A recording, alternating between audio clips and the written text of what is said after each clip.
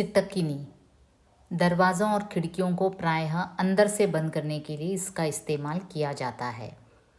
एक मामूली सी चीज़ है, दिन भर में कई दफ़ा इस्तेमाल होने के बावजूद ज़्यादातर लोग इसे याद नहीं रखते, जिसे लोग सिटकनी, चटकनी, चिटकनी या चिटकिनी कई नामों से पुकारते हैं। प्रायः ये लोहे या पीतल जैसे धातु से बनता है। आजकल तो प्लास्टिक या फाइबर की भी उपलब्ध है।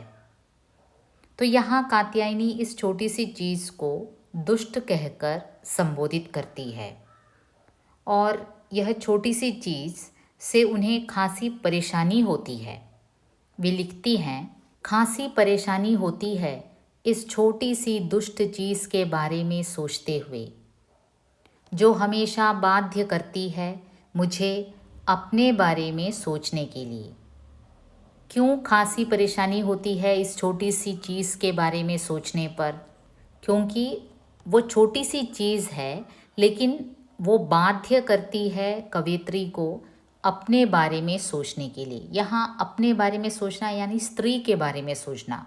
आपको इसे एक वाइडर एंगल में लेना है। इस कविता को गहरे अर्थ को छुपाए हुई है ये कविता। मुझे अपने बारे में सोचने के लिए बाध्य करती है, विवश करती है ये छोटी सी चीज़। कौन सी चीज़? ये जो चिटकनी, सिटकनी कई नामों से जिसे हम पुकारते हैं। तो ये जो छोटी सी चीज़ है, उसे देखने पर, उस पर गौर करने पर कात्यायनी को उसमें और स्त्री में काफ़ी समानताएं नज़र आती हैं। आपको पता ही है, हमारे और कवियों के बीच यही तो फ़र्क है। उनका भावुक मन, उनकी नज़र वो देखती है जो हम नहीं देख पाते। तो यहाँ इस छोटी सी चीज़ सिटकनी में कात्यायनी खुद स्त्री को देखती है और उन्हें परेशानी का एहसास होता है। खासी परेशानी होती है इस छोटी सी दुष्ट चीज़ के बारे में सोचते हुए, जो हमेशा बाध्य करती है मुझे अपने बारे में सोचने के लिए। वैसी ही एक बेहद पुरानी चीज़ जो बहुत कम बदली, हर स्थिति के मुताबिक खुद को ढाल लिया, बहुत थोड़ी सी कुछ तब्दीलियों के साथ जीवित रही, अपनी पुरातन मौलिकता और अति प्राचीन इतिहास के साथ, जैसे कि तिलचट्टा। स्त्री भी उसी सिटकनी की तरह ही तो है, जो बाहरी दुनिया से कई बार स्वयं को काट देती है। एक तरफ पितृसत्तात्मक समाज का दबाव उस पर पड़ता है, तो दूसरी तरफ क्या होता है, वो बाहरी दुनिया से स्वयं अपने आप को काट देती है। कात्यायनी क्या कहती है? एक बेहद पुरानी चीज़ है स्त्री और सिटकनी, जो बहुत कम बदली। मतलब कि सालों के गुजरने के बाद हर एक चीज़ में बदलाव आता है ना। लेकिन स्त्री है जिसमें ज़्यादा बदलाव नहीं आया है, उसकी मानसिकता ज़्यादा बदली नहीं है, बेहद पुरानी चीज़ है। दोनों सिटकिनी और स्त्रियाँ जो बहुत कम बदली, हर स्थिति के मुताबिक खुद को ढाल लिया। सिचुएशन जैसे भी हो, स्थिति जैसे भी हो, उसी के मुताबिक, उसी के अनुसार अपने आप को ढाल लिया। ये स्त्री की एक खासियत है। सिचुएशन के अनुसार अपनी मानसिक स्थिति को ढाल लेती है, अपनी ज़रूरतों को दबा लेती है, अपनी महत्वाकांक्षाओं को छुपा लेती है। तो ये एक स्त्री की एक विशेषता है। एक तो वो बेहद पुरानी चीज़ है जो बहुत कम बदली है, और ऊपर से हर स्थिति के मुताबिक खुद को ढाल लेती है, बहुत थोड़ी सी कुछ तब्दीलियों के साथ जीवित रही। अगर कुछ तब्दीलियाँ, कुछ बदलाव, कुछ चेंजेस स्त्री में आया भी है तो बहुत कम, बहुत थोड़ी सी तब्दीलियों के साथ जीवित रही, अपनी पुरातन मौलिकता और अति प्राचीन इतिहास के साथ, जैसे कि तिलचट्टा। वो जीवित रही बहुत कम तब्दीलियों के साथ, अपनी पुरातन मौलिकता को लेकर। बस वो स्त्री है इसलिए वो ऐसी है, इस चिंता को लेकर, इस मनोदशा को लेकर वो जीवित रही। और वो मनस्थिति कैसी है? अति प्राचीन इतिहास है, जैसे कि तिलचट्टा। अब देखिए कात्यायनी स्त्री को पहले सिटकिनी से उपमित करती है, उसके बाद उसे तिलचट्टा के समान बताती है। तो यहाँ क्या सूचित किया जाता है? उसके अपने स्वभाव में एक पिछड़ेपन की मानसिक स्थिति है स्त्री के स्वभाव में, जिससे वह स्वयं अपने आप को रोक देती है। अपने पाँव में एक अदृश्य बेड़ी डाल देती है स्त्री। शायद वो सोचती है कि लोग क्या कहेंगे, परिवार क्या सोचेगी, बच्चों को पसंद आएगा कि नहीं।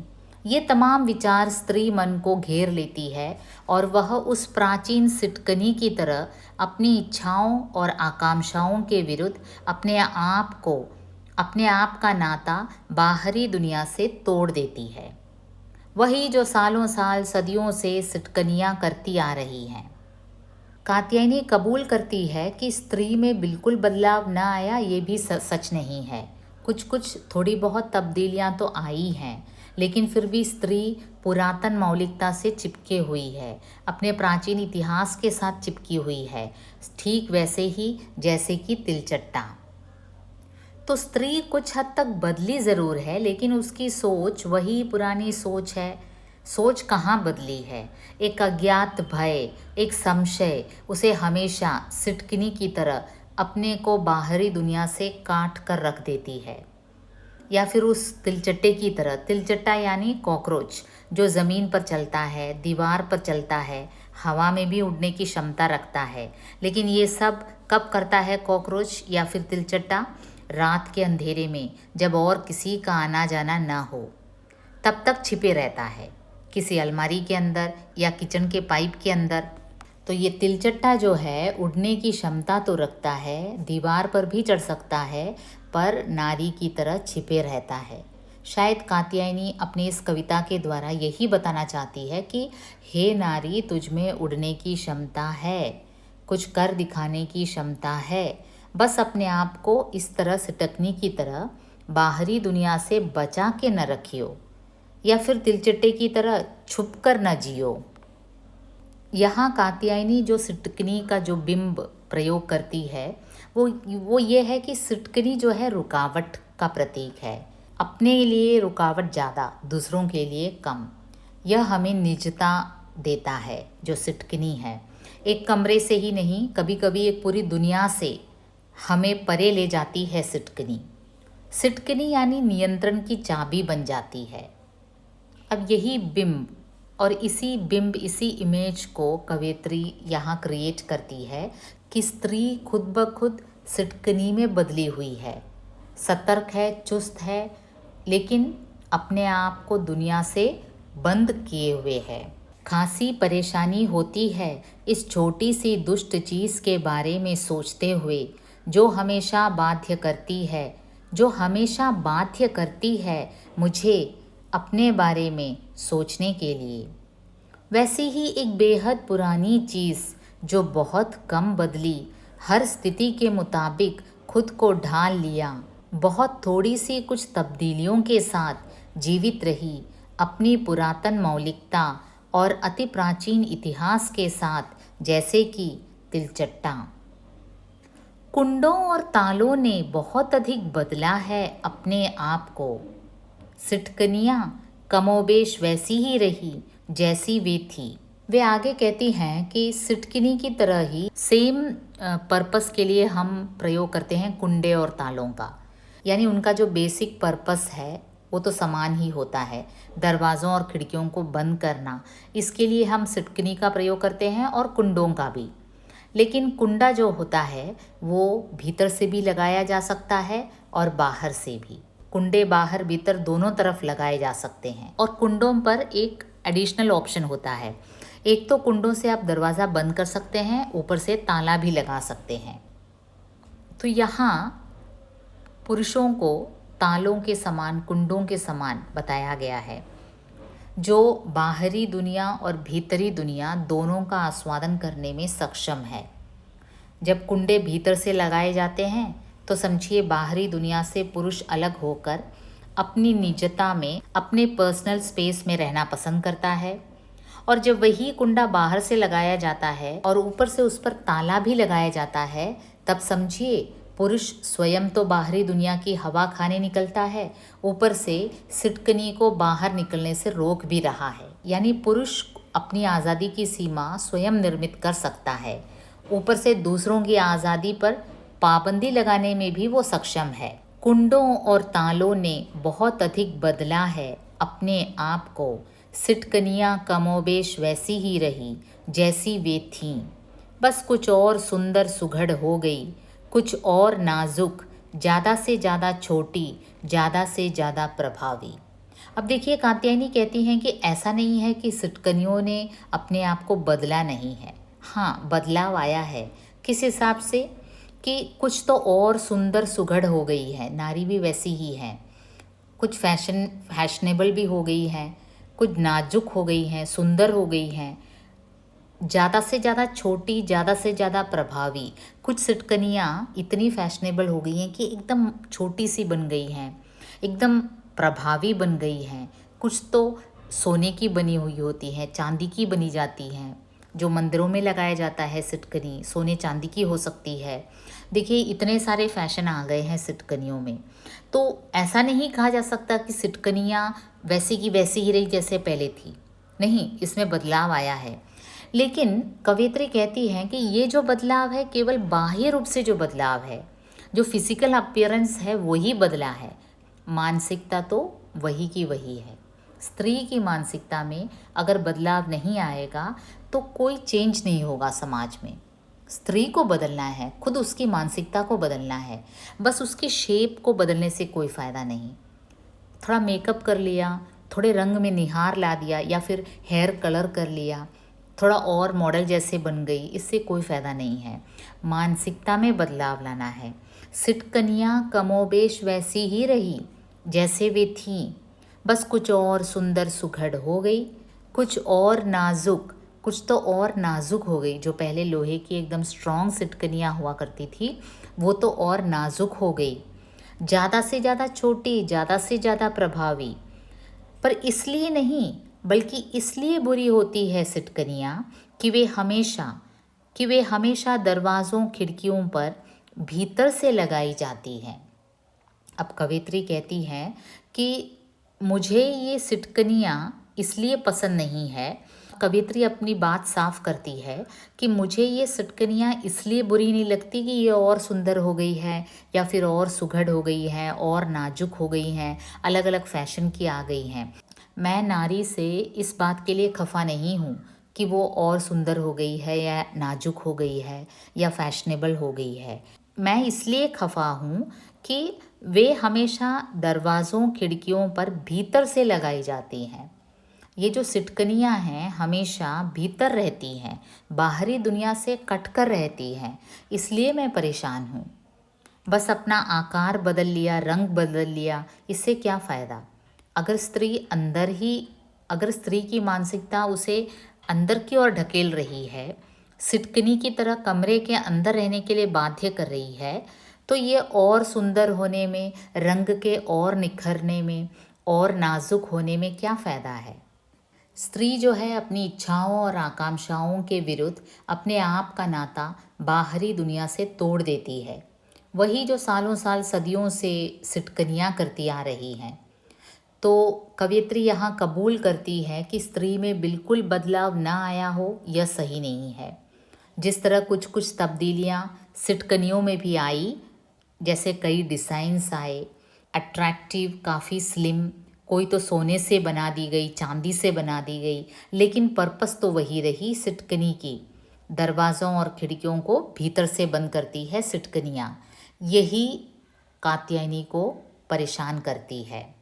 खासी परेशानी होती है इस छोटी सी दुष्ट चीज़ के बारे में सोचते हुए, जो हमेशा बाध्य करती है मुझे अपने बारे में सोचने के लिए। वैसी ही एक बेहद पुरानी चीज़ जो बहुत कम बदली, हर स्थिति के मुताबिक खुद को ढाल लिया, बहुत थोड़ी सी कुछ तब्दीलियों के साथ जीवित रही, अपनी पुरातन मौलिकता और अति प्राचीन इतिहास के साथ, जैसे कि तिलचट्टा। कुंडों और तालों ने बहुत अधिक बदला है अपने आप को। सिटकनियाँ कमोबेश वैसी ही रहीं जैसी वे थी, बस कुछ और सुंदर सुघड़ हो गई, कुछ और नाजुक, ज़्यादा से ज़्यादा छोटी, ज़्यादा से ज़्यादा प्रभावी। पर इसलिए नहीं बल्कि इसलिए बुरी होती हैं सिटकनियाँ कि वे हमेशा हमेशा दरवाज़ों खिड़कियों पर भीतर से लगाई जाती हैं। ताले कुंडे बाहर भीतर दोनों तरफ लगाए जा सकते हैं। सिटकनियाँ दरवाज़ों को सिर्फ भीतर से बंद करती हैं। इनकी मदद से हम खुद को कैद करते हैं बंद दरवाज़ों के पीछे। अब देखिए, सिटकनियों की मदद से हम खुद को बंद दरवाज़ों के पीछे कैद करते हैं। सिटकनियाँ हमारी खिड़कियों से रंगों गंधों का प्रवेश वर्जित करती हैं। अब देखिए, खिड़की किस लिए है? बाहर की हवा, बाहर की सुगंध, रंग, ये सब, इन सब की पहचान हमें दिलाती है खिड़की। फ्रेश एयर आता है बाहर से, बाहर के सुंदर दृश्य हम देख सकते हैं। तो ये एक माध्यम है खिड़की, बाहरी दुनिया को देखने का, पहचानने का। लेकिन ये सिटकनियाँ क्या करती हैं? जब खिड़कियों पर लग जाती हैं तो हमें रंगों गंधों का प्रवेश से वर्जित करती हैं। बाहरी दुनिया क्या है ये स्त्री जान ही नहीं पाती, क्योंकि वो तो खुद सिटकनी बनी हुई है। जो खिड़की से बाहरी दुनिया वो देख सकती है, उसे भी बंद किए बैठी है।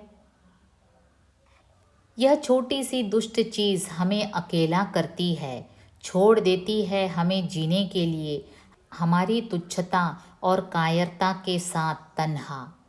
अब देखिए, ये छोटी सी दुष्ट चीज़ है सिटकनी, काफ़ी यूज़फुल चीज़ है, लेकिन जब बाहरी दुनिया के रंगों और गंधों का प्रवेश रोक देती है सिटकनी, तो ये काफ़ी दुष्ट चीज़ हो जाती है।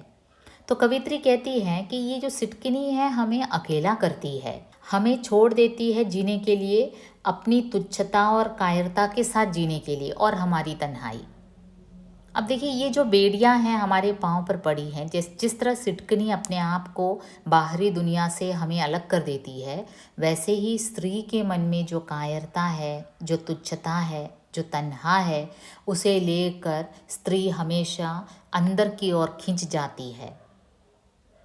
एक तरफ तो पितृसत्तात्मक समाज में उसके ऊपर कई सारे पाबंदियां हैं, ऊपर से कई बार ऐसा होता है कि जब पाबंदियां न भी हो तो स्त्री के मन में ये लगा रहता है कि भाई मैं तो स्त्री हूँ, मैं क्यों बाहरी दुनिया का आस्वादन करूँ, मैं क्यों घर छोड़कर जाऊँ, मतलब कि मैं घर के इस कंफर्ट जोन में ही रहूँ तो ठीक है।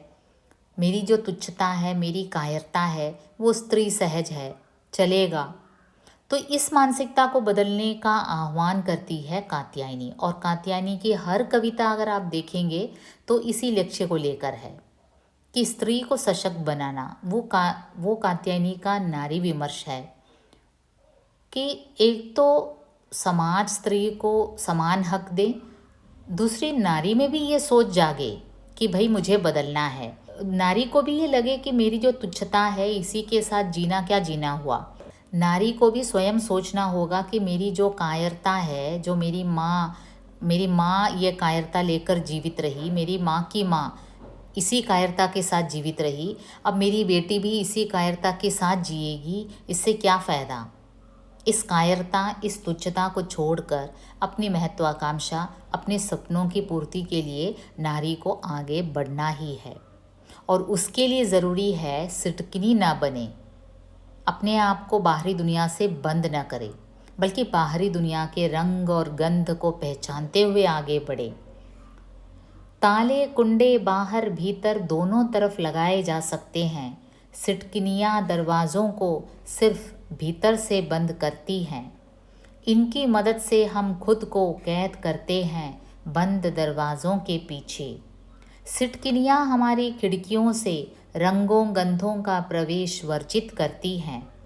यह छोटी सी दुष्ट चीज़ हमें अकेला करती है, छोड़ देती है हमें जीने के लिए, हमारी तुच्छता और कायरता के साथ तन्हा।